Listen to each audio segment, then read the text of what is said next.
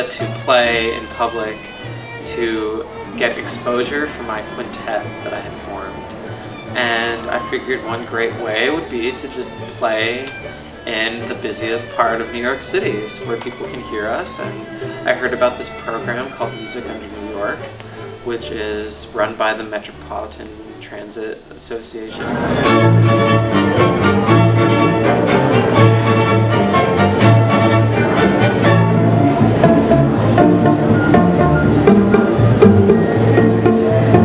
It's different.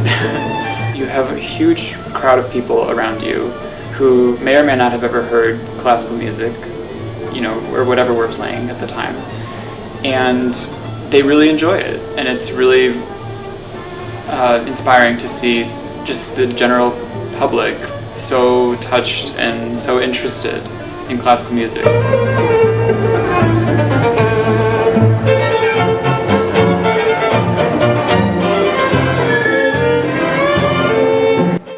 My name is Charles Tyler. I'm originally from Chicago, and I play the cello. My name is Eric, and I'm a second-year graduate student at the Juilliard School of Music in New York City. We usually play only in Times Square because it's the busiest, and also it's the most spacious because we have a larger group. We have 5 people. It's very exhausting because to battle with the noise of the trains and the media store next door blasting music sometimes, and the hordes of people and everyone, it gets to be very loud, playing for a number of hours at full volume. It gets very exhausting. Most of the pieces we play are more well-known classical music or more pop arrangements or things like that.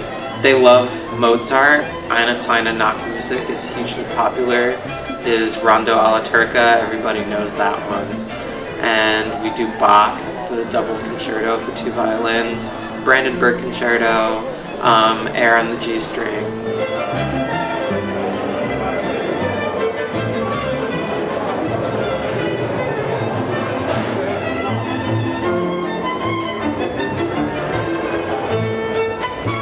And we also do a lot of more popular type things. We do some Broadway tunes, we do some Beatles arrangements that I have, some Piazzolla, people love that, some tango music, and we have an arrangement of Britney Spears that we play.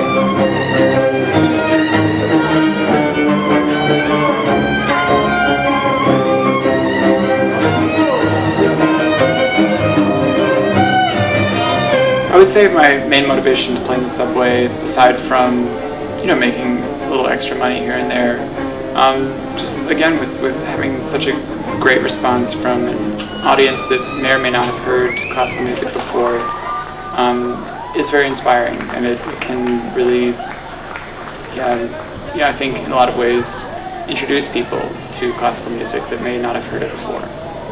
It's just great to see people's responses firsthand that are right there in front of you, and that come up and tell you, you guys are amazing, or you've made my day, or, this is just so great. We're so happy that you're bringing this to New York. We need this.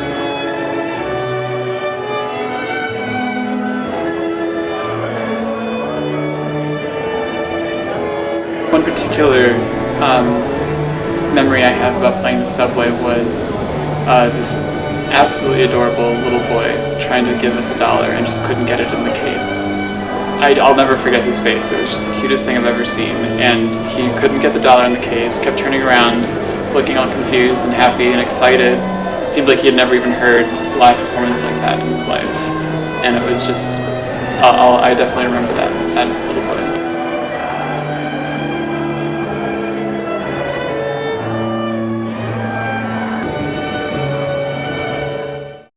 I think I have a closer connection with street performers now that I'm a part of that scene.